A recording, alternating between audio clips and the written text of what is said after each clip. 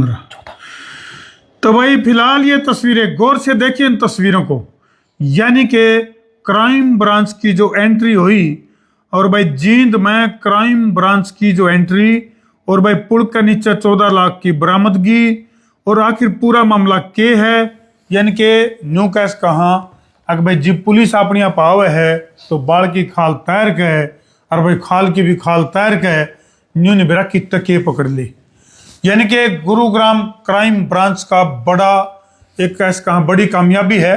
जींद के अंदर किस तरह के से धमाकेदार एंट्री जो है वो क्राइम ब्रांच ने करी है। पूरा मामला क्या है, आखिर पुल के नीचे धरे 14 लाख रुपए किसके थे और वह कित गए, क्यों करके है गुत्थी काफी उलझी हुई है। संसार क्रांति देखने वाले सारे दर्शकों ने देसी पत्रकार धर्मू की राम राम। और भाई हमारे गिले हमारे खास सहयोगी हैं राजीव कुमार हमारे साथ हैं। राजीव भाई पूरा पत्रहा खोल दिया तुमने भी जमा। बिल्कुल बिल्कुल।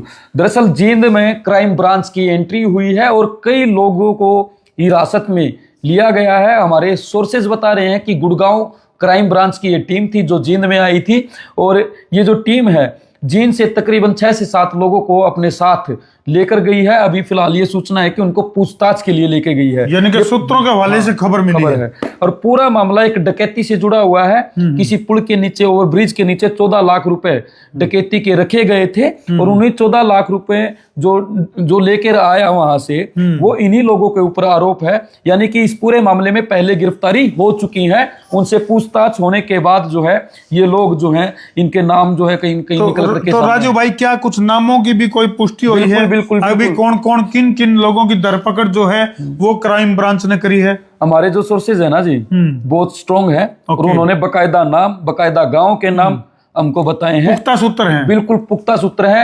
एक भी नाम झूठा नहीं निकलेगा, ये हमारे सोर्सेज का दावा, हमारा दावा है। बिल्कुल। एक लड़का इनमें अमित इटल खुर्द गांव का रहने वाला है, और इसका रेडीमेड कपड़ों का शोरूम है। विद्यापीठ मार्ग पे इसकी शॉप है, पिशोरीलाल धर्मशाला वाली जो गली है एसडी स्कूल के पास में। रेडी आज सबसे पहले जो हमारे सोर्सेज है, सबसे पहले टीम जो है इस अमित के पास पहुंची है, और इसके ऊपर जहां तक हमारे सोर्सेज कह रहे हैं कि इसके ऊपर आरोप है कि जिन लोगों ने ये डकैती की है गुड़गांव में, ये वो लड़के इसके पास से कपड़े वगैरह लेने आए हैं। यानी कि जो लोकेशन सिर्फ इतना ही कसूर है कि कपड़े लिए गए हैं या फिर कनेक्शन भी पाया गया कुछ?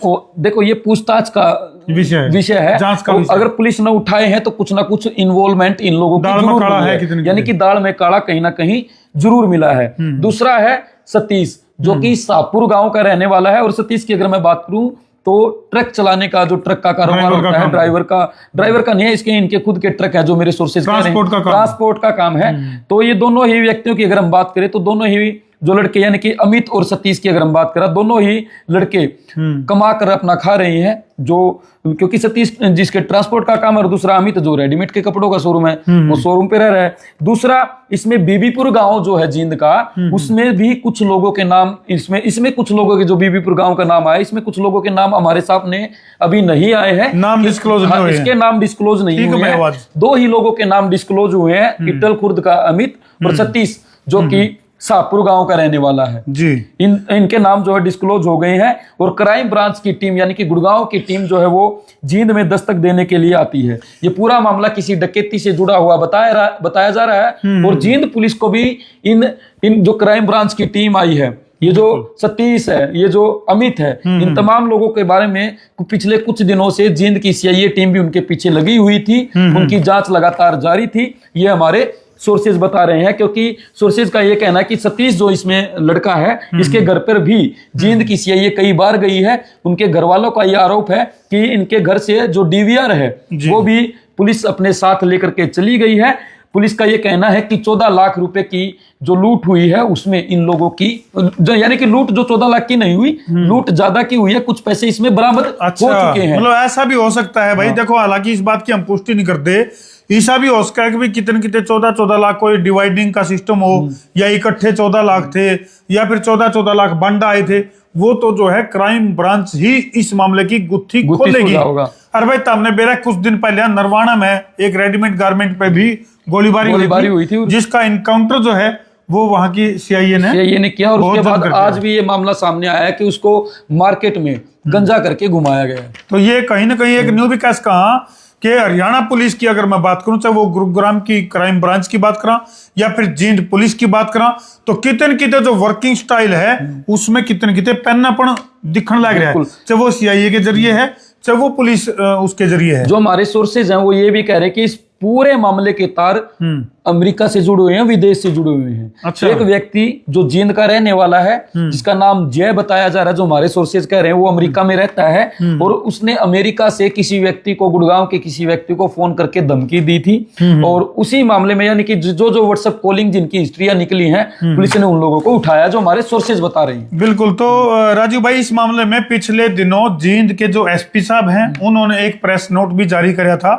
अकबर सावधान, जो फिरौती मांगने वाले हैं या फिर धमकी देने वाले हैं, उनके ऊपर तुरंत एक्शन लिया जावे।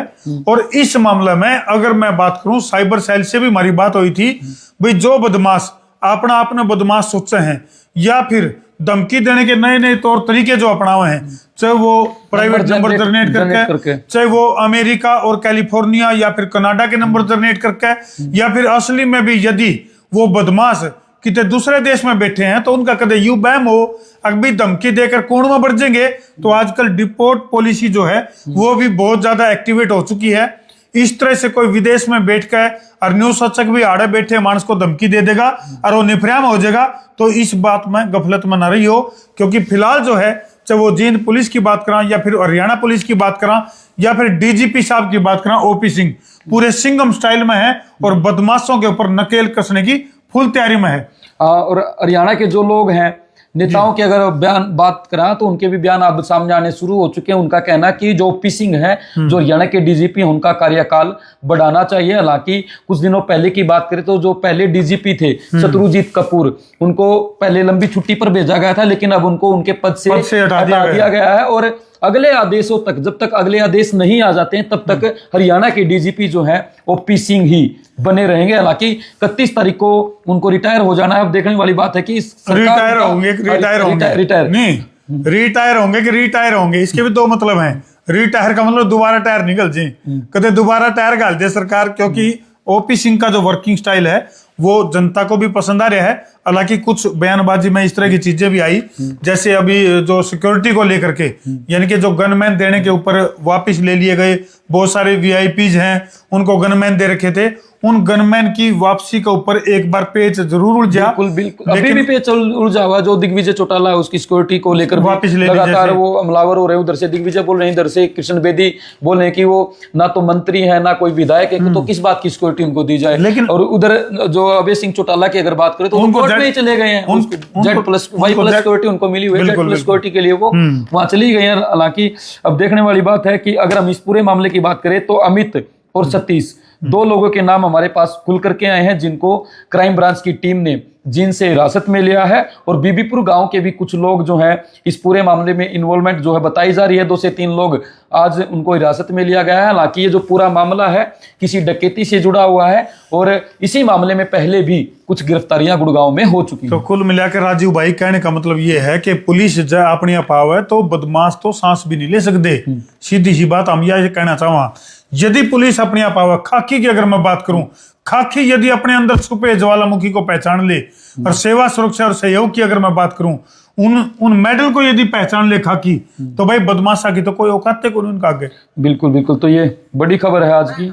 जो जींद की अगर हम बात करें तो जींद में क्राइम ब्रांच की टीम का ना वाकई में बहुत बड़ी बात हो जाती है। और जिस तरीके का मामला है डकैती से जो है जुड़ करके हमारे सामने जो सोर्सेज बता रहे हैं, और देखने वाली बात होगी कि पुलिस इनको पूरा मामला कब तक इनकी गिरफ्तारियां दिखाती है, कब तक इनके मेडिकल होते हैं, और कब गुड़गांव पुलिस जो कोई बड़ी प्रेस कॉन्फ्रेंस कर इस पूरे मामले का पर्दाफाश करेगी। पटाख से बिल्कुल। चलो भाई, कर दो वीडियो ने शेयर, सवा share, Gabbar share, Babbar share बिना देर।